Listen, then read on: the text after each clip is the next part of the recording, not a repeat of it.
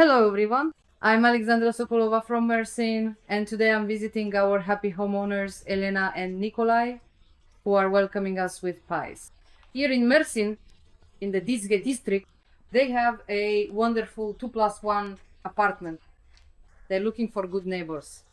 We'll show you how they've settled in, how they've already made themselves at home. They'll tell us a bit about their lives, explain why they chose this particular option and why they chose Mersin, and in general, a little bit of their story. Let's take a look at this apartment. Our compatriots aren't superstitious and chose apartment number 13, and it turned out to be a lucky one for them. Lucky? Yes, lucky. But I see you've lined up here at the entrance. Not to Turkish customs. Shoes are taken off. For the especially elderly or tired, there's a little stool. Welcome to the home, the white Dennis. Let's go. At the entrance to the apartment, there's a huge, wonderful wardrobe that we've slightly modernized. We installed mirrors here. The entryway, yes, we did it ourselves. The hallway became deeper, more spacious, and more beautiful. And when leaving, you can always check yourself in the mirror. Did you put your top on right? By the way, this is also a really good solution. I really appreciated this. You can hang your bags, umbrellas, and check yourself again. Is everything really okay with me? Yes. All right. Well, the functional dining island, which my subscribers have already seen and know about, for now, there's not much else here. Here's the main feature. Everything is very convenient. The wood finish was chosen specifically. Excellent. Cabinets, a housewife's dream. Well, we won't be peeking into the cabinets, but I know that everything here is neat and beautiful. You bought a microwave here in Turkey, right? A discount from the first Beko and a gift of fridge board. We'll show it to you later. Excellent. I also heard that you do all sorts of pickling. People ask me whether they need to prepare potatoes for the winter or onions, pickles, and so on. What do you think? Number, here's what we think. Given that in Turkey they harvest 3 or 4 times a year, the issue of fruits and vegetables is solved easily and for next to nothing. Still, paying tribute to the tradition of Russian and even Soviet women homemakers, we decided to make some preserves for the winter, and we didn't regret it. We're going to try them today. I'll treat Alexander and Andrei, and they'll say it's really delicious. Besides the fact that I love baking piesand, a cabbage pie is a truly Russian thing. I tested the oven with a cabbage pie. Now I'll open the fridge and you'll be shocked at how many preserves I've already made for the winter. I solved the jar problem very simply because glass jars usually pile up for years in a good housekeeper's home. But here there's a completely excellent solution. A new life without jars. Our own know-how. Huge yogurt tubs, which are really tasty. The dairy products here are incredibly delicious. These tubs come in 2, 3, or even 5 liters, and I use them as containers for preserves. Super! Let's open the fridge. Will you share the recipes later? Yes, the recipe will be separate. So, here you go. This is how a family of ordinary Soviet, Russian pensioners lives. Pickled plums. This, is borscht. Tomatoes. Why are you apologizing? Very much tomatoes. We just ran out of pots. These are tomatoes too, pickled tomatoes. Here's a pot, tomato wedges, a jar. We didn't have enough jars here anymore. Well, shall we go to the living room area? What else have we done in the living room? This was our basic setup. These are the bar stools we bought, purchased in Sesme. In Sesme. This natural wood is covered with varnish. Heavy but very reliable. It's comfortable to sit. People ask, expensive.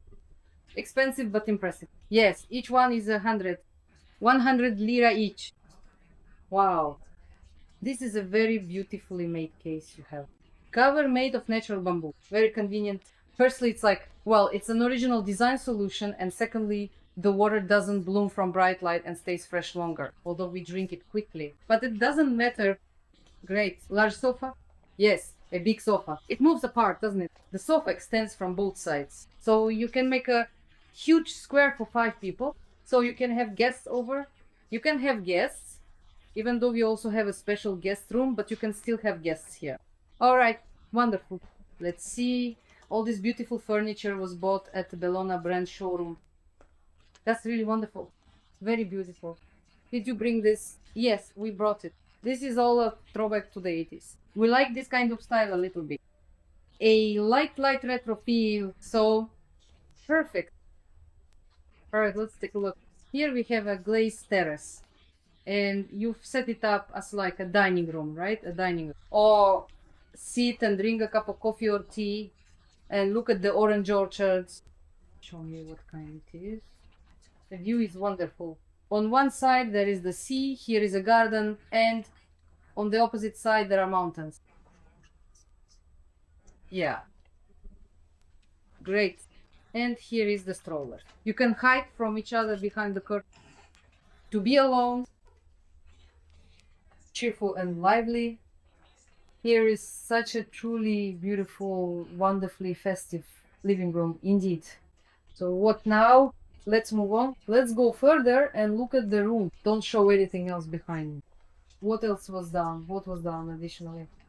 So I see you installed lighting here. We installed lighting here. At night, when you get up, it automatically reacts to movement. So you can safely, go to the bathroom if you suddenly really need to. Not in the dark. All right. So what is this room? This is our guest room, which also serves as my husband's office. Where is he? Yes, he's sitting here working at the computer. This is where he brings all his creative ideas to life. He's a photographer, designer, and computer specialist. The sofa also folds out, so if guests come over, they can stay here as well. Well, you know, when people get an apartment by the sea, they suddenly have a lot of friends and relatives who, for some reason, are eager to come visit. So now about this. Is it a nightstand or what?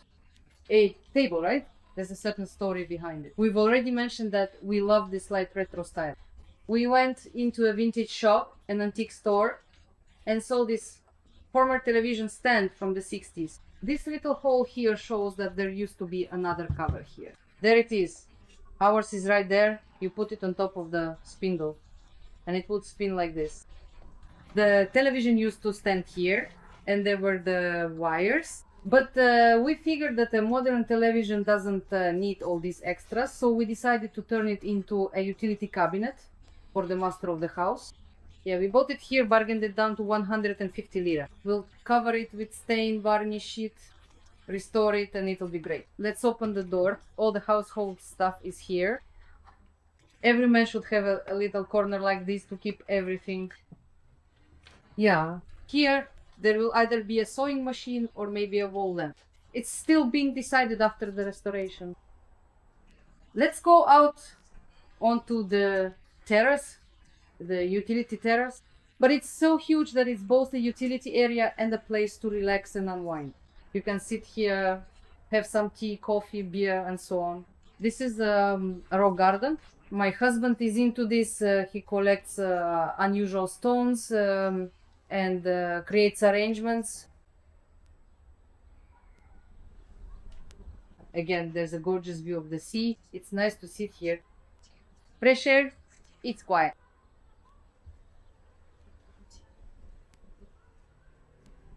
And what's this structure you have here? Dolphins?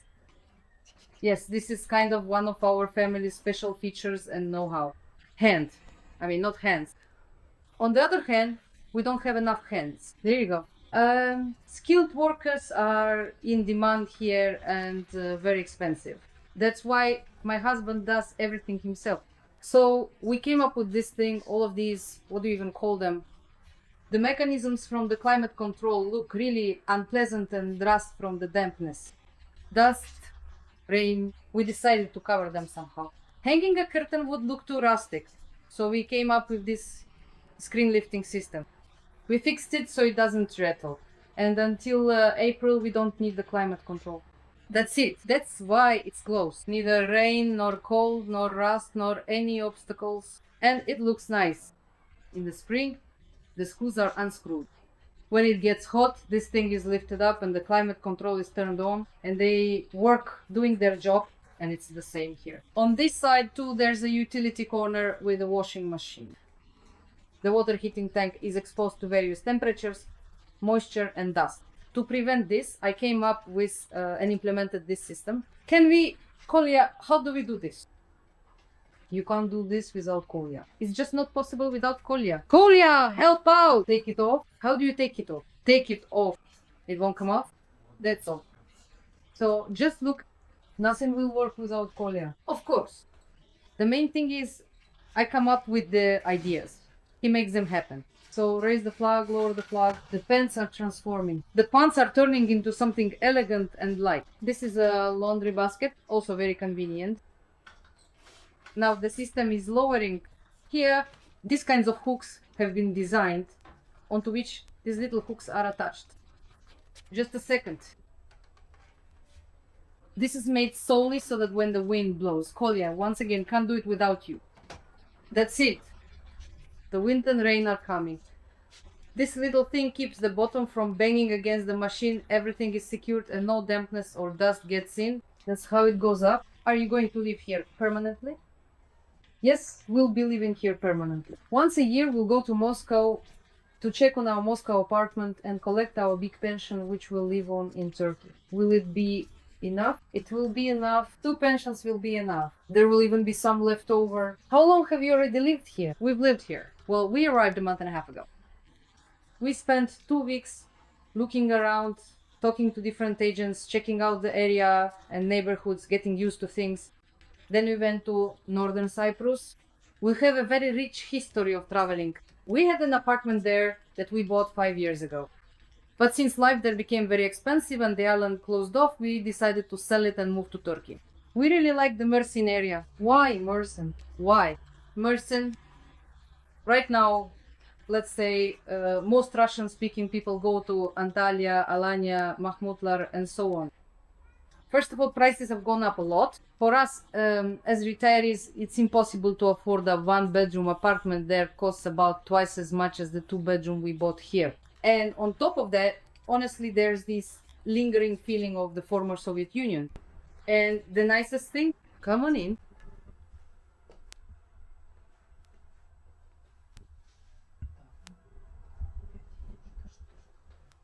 I apologize in advance. We don't have curtains yet, they're coming from Moscow. So for now, it's just sheer drapes. Here we have, yes, every woman's dream, very convenient, with pull-out drawers for dishes. Oh, I mean for bed linens? Here's the bed with a very good orthopedic mattress. She picked out a tall one for us, so I'm giving a shout out to the company Bellona. The quality, the leather, the quality of the mattress is amazing. It's firm, double-sided, one side is hard and the other side. But I want to emphasize that we are not collaborating with any manufacturers. No, we're not collaborating. This is entirely our own choice, purely our own decision. We just decided to buy all the furniture for the entire apartment from one store, from one company, to enjoy the process, get a good discount and a gift. Everything is in the same style. Yes, at first we used to go once a week, but now that we've moved right behind this building, literally 100 or 150 meters away, there's a market on Wednesdays, and then closer to the end of Teje on Saturdays. So if you didn't buy something on Saturday, you can get it on Wednesday if you run out, or vice versa. So how much do we actually spend? Because people often ask if life here is expensive, if a pension will be enough, and so on. So look, the most expensive things were the major expenses: buying an apartment, furnishing it, appliances, installation, and so on. Food here is very cheap. The quality of vegetables, fruits, and dairy products here can't even be compared to Russian products. And of course not to Russian prices either. We're from the Moscow region ourselves. We're from the Moscow region, so our prices were basically the same as in Moscow. And fruits and vegetables are only available in July, August, and September. The rest of the time they're either imported or sold at sky-high prices. The exchange rate of the lira to the ruble is 1 to 10. So for example, in September and October, tomatoes cost between 1 and 3 lira per kilogram, that's 10 to 30 rubles. Where have you ever seen tomatoes for that price in Moscow or the Moscow region? I haven't seen prices like that in about 10 years, so naturally I wanted to do some canning or processing to enjoy them in the winter. You don't even know yet that there will be tomatoes here in the winter too. They're available all year round. You're not ready for that. We'll get through this winter and find out. But I hope they won't cost 10 lira, even if they're 3 to 5 lira. It's still much cheaper, but they'll still be available. They will. And not just tomatoes, but everything else too. The selection of vegetables is huge. There are so many varieties, so many kinds of greens. Take arugula, for example, which I love. In Moscow, you get a tiny little tray, small leaves, Italian variety for 100 to 150 rubles. That tray holds 100 grams. Here, you get a bunch like this for 2 or 3 lira. That bunch lasts a week. You can eat it by the handful, so to speak. Not to cut it up modestly for a little salad, but just eat it by the handful. So for me, fruits and vegetables are the top priority. So a trip to the market, if you're not buying meat or fish, since there's no meat at the market. Only fish. There is fish? There is fish? Yes. So for about 50 lira, you get 2 huge bags. Here's my husband. I saw that little cart. We bought a cart because it's inconvenient to carry everything by hand. It's actually impossible to carry it all. And really, why struggle, drag things, strain your arms when it's so convenient? I see that all the local housewives use them too. At first, everyone feels embarrassed. But it's very convenient. You put the heavier things at the bottom, buy the essentials, and then put fruit or some desserts on top. So if you add it up, you spend 50 lira a week, which means 200 lira a month, roughly 2,000 rubles, plus 2 or 3 chickens a month, or even less. So what about meat? Do you buy fish? We buy fish very often. At the market, it's 45. Yes, 45, 30, and there are even some for 15 or 20, the small ones. All the fish is fresh, tasty, and you can even buy it right by the seashore early in the morning, around 7 or 8 o'clock. A man comes who fishes at night, and he sells the small fish for next to nothing, but it's freshly caught. That's it. He'll even clean and gut it for you right there. So there's absolutely no problem getting fish here. As for meat, I haven't been to the local co-op yet, haven't tried it out. I'm still buying it in the supermarket in trays of half a kilo or 400 grams. Ground meat is quite inexpensive, 13 to 16 lira. And you can get both beef and lamb. That's it. And the same goes for turkey and chicken. Everything is very high quality, fresh and tasty. The milk is delicious, the taste is extraordinary, and the yogurt is just amazing. And cheeses here in general, if you go without meat, you can eat very cheaply. Very cheaply. Meat here isn't cheap though. Let's put it that way, especially compared to vegetables and fruits. 60 to 70 lira for lamb or beef. Good cuts, that's about 6 to 700 rubles. But during promotions, you can buy it for 40, and for ground meat 40, 45. And I'm saying there are often promotions in supermarkets like A1, Beam, Shock. Where can you buy it? All the stores are nearby here. Plenty of stores nearby, literally 50 meters apart. Step outside and there they are. Shock, Beam and A, 101. If you go the other direction, it's the same but in reverse. A 101, Beam, Shock, and so on. Across the street, there's Migrosa, large chain store that's just a bit more expensive, kind of like the Russian Perekrestok. And there are plenty of small commercial shops where you can also buy alcohol, beer, wine, whatever you like. Right nearby, there's a liquor store, Tabaka Liker, where you can even try good wine on tap. That's exactly what we'll be drinking in about 10 or 15 minutes. Tell me, what are people asking about the relationships right now? And how do they treat Russians there? Are you sure you won't be mistreated? An acquaintance of ours from Cyprus wrote to us. So, how have you settled in there? Do the Turks like you? No one whistles at you as you walk by, do they? My husband and I laughed for probably 15 minutes. What whistling? We didn't even understand what she was asking about. Not only is the attitude very friendly, buto, by the way, in Turkish, a foreigner is called yabancı. So they see that you're not a yabancı. So basically, you don't speak a word of Turkish, you just know 2 or 3 words like merhaba, that is hello. How much does it cost? Goodbye. Thank you. Everyone tries to help with everything. They'll even use their fingers, gestures, trying to understand what you want and trying to give you some advice in their own language. They know you still don't understand, but people manage with gestures, smiles, 2 or 3 words. They know a couple of words in English, someone else knows a bit of Russian. At the market, the vendors have already started to Yeah, the boss, Tanya, personally asked me for the Russian name for something. How do you say it in Russian? I said Persik peach. And he goes, how? Like Persik? He stands there, Persik, Persik, shouting it out for everyone. It's four, four, four, four. I said, yes, four. He wrote everything down, asked me 1, 2, 3, 4, 5, wrote it down. And I see after a while he's also shouting in Russian, four, yes, peaches, four, lira, 4 lira. So they're great. They really try to learn the language a bit to help you adapt.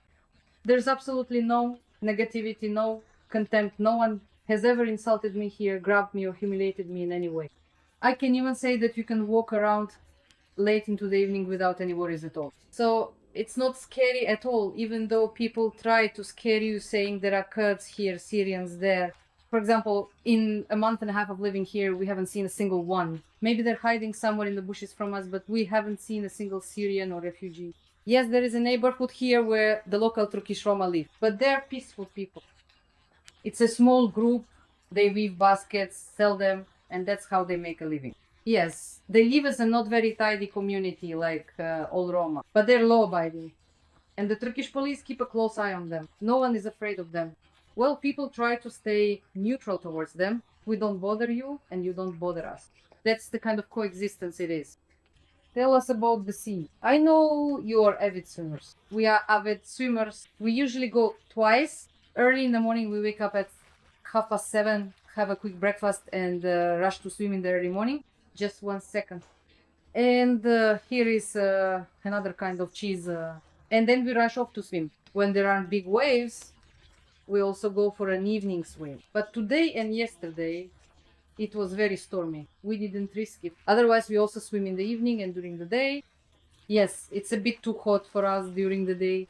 That's why we don't pay attention. But what is this? Oh, what is this now? We'll tell you.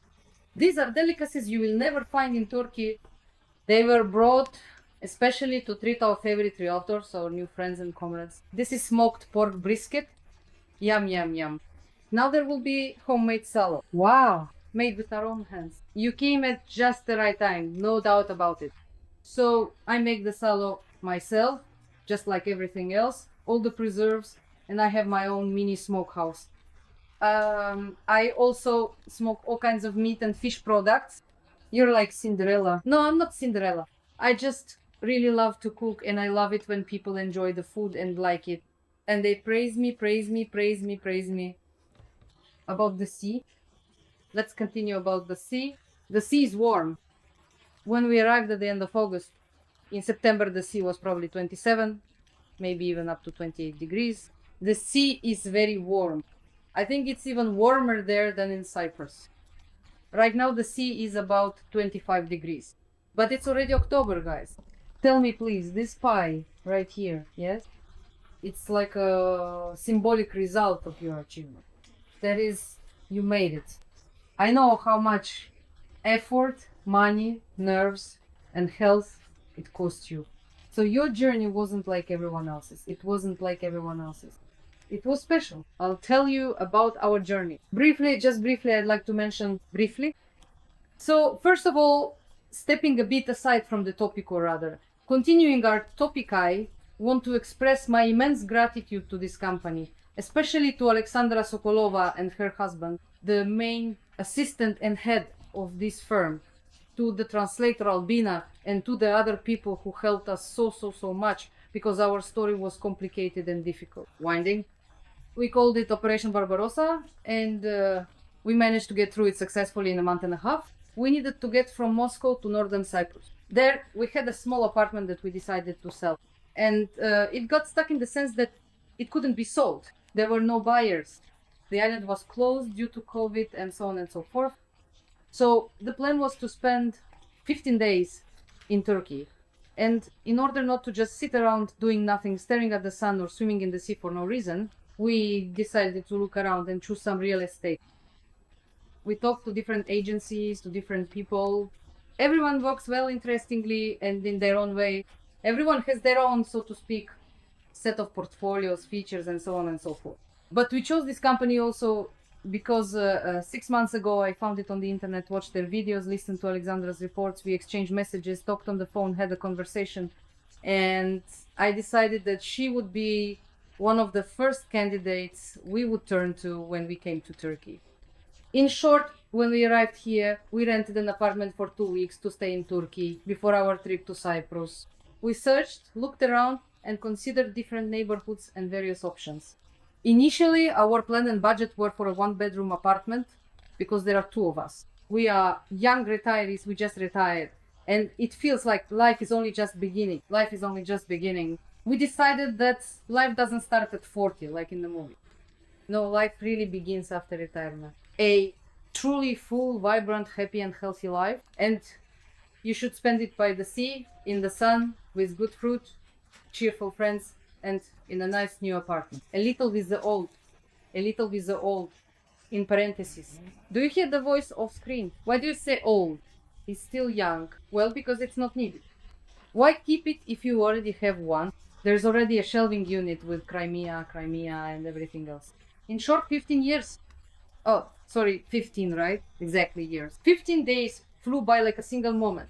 We made our choice, decided, but wanted to buy after returning from Cyprus because all the money in the account that we had saved up over 5 years for old age, and the money from the apartment was all in Cyprus. With us, we only had enough to rent an apartment, buy some fruit, and 500 euros stashed away as an emergency reserve. And thanks to, let's say, the wise approach of Alexandra Sokolova, she practically convinced me. And, well, I'm not a fool myself either. I drew my own conclusions, did the calculations, and counted everything up. We decided to go ahead and reserve the apartment before we went to Cyprus. And it turned out to be the right decision. We found a wonderful option and came to the conclusion that we really needed a 2+1. First of all, we're not young anymore, and everyone goes to bed at different times. Sometimes at night, someone might be sitting at the computer, tossing and turning, feeling sick, catching a cold, or just wanting some privacy to read or watch television. It can be uncomfortable sharing one bedroom. A person needs their own personal space.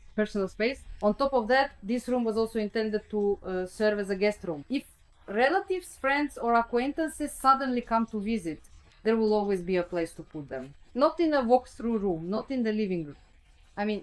Not in the kitchen, not in the lounge, but in a separate little room of their own. We settled on this option, considering that the price range in the Mersin area makes it possible. Our budget allowed for it as well, so we ultimately decided to go with the 2+1 option, and we haven't regretted it one bit. You've seen our apartment, we're absolutely thrilled with it. Most importantly, my husband is happy. He has his own little corner where no one bothers him, where he can edit films and do what he loves. A future blogger. Yes, a future blogger, that's absolutely right. So we left a deposit of 500 euros and agreed with the developer this isn't something they do for everyone. In fact, they don't do it for anyone. They made an exception for us, took pity on us as poor unfortunate pensioners. That's a joke, of course. So we left the money, trusted the company, they're very reliable.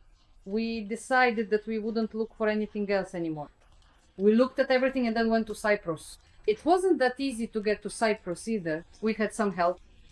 We took a COVID test and they helped us with the PCR.